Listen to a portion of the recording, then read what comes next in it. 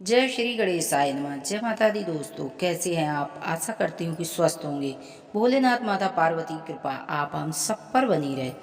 तो आइए जानते हैं कि जैसे नवरात्रि के 8वें दिन महागौरी की साधना पूजा अर्चना की जाती है। इनके नाम से ही स्पष्ट है कि इनका स्वरूप भी पूरी तरह से गौर वर्ण का है। इनकी तुलना शंख चंद्रमा कुंद के पुष्पों से की जाती है। महागौरी के 4 भुजाएं हैं। माँ का ऊपर वाला दायां हाथ अभय मुद्रा में स्थित है, जबकि नीचे वाले हाथ में त्रिशूल है। ऊपर वाला बाएं हाथ में डमरू और नीचे वाले बाएं हाथ में वर मुद्रा में है।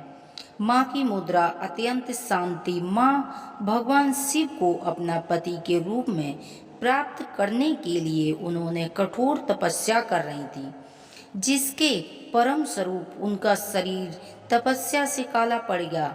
इसके बाद माँ ने अपने काले रंग को गौरवर्ण में परिवर्तित करने के लिए पुनः तपस्या की। माँ की तपस्या से प्रसन्न होकर भगवान शिव ने उनका रंग को क्रांतिमय बना दिया, जिससे माँ का स्वरूप फिर से गौर का हो गया।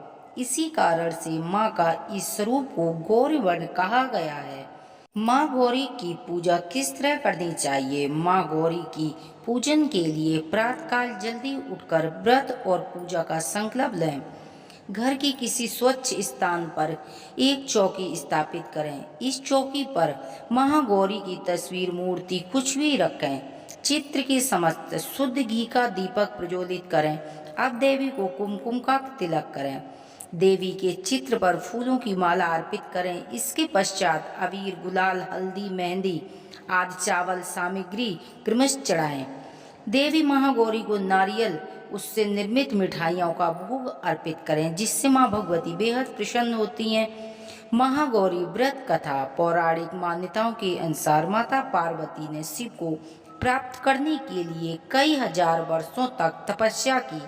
इस तप के दौरान उन्होंने जल और अन्न का सेवन नहीं किया, जिसके कारण उनका शरीर काला हो गया। माँ पार्वती की तपस्या से प्रसन्न होकर भगवान शिव ने उन्हें अपनी पत्नी के स्वरूप में स्वीकार किया। महादेवी ने तपस्या के समय उनके शरीर काले पड़ने के कारण उन्हें गंगा जल से शुद्ध किया, जिसके परिणाम स्वरूप उनका शरीर पुनः चमकदार हो गया।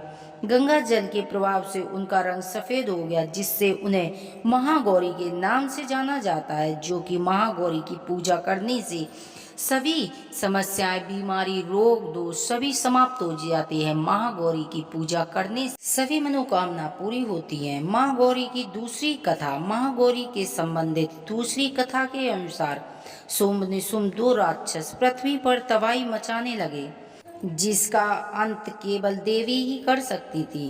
तब भगवान शिव ने ब्रह्मा की सलाह पर भगवान शिव ने देवी पार्वती की त्वचा को काला कर दिया।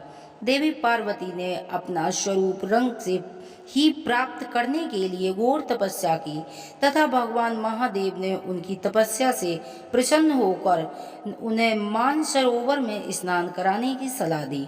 मानसरोवर के जल से स्नान करने से देवी पार्वती की काली छवि फिर से सफेद हो गई। माता के इस स्वरूप को कौशिकी भी कहा जाता है। महागौरी की पूजा करने से बड़े बड़े रोग दूर हो जाते हैं। महागौरी की तपस्या शाम को करनी चाहिए। महागौरी के मंत्रों का जाप करके और विधि विधान से यदि आप नारियल चढ़ाते हैं तो आपकी समस्त मनोकामना पूरी होती है। तो नवरात्रि के 8वें दिन की आप सभी को हार्दिक शुभकामनाएं। महागौरी की कृपा आप हम सब पर बरसती रहे।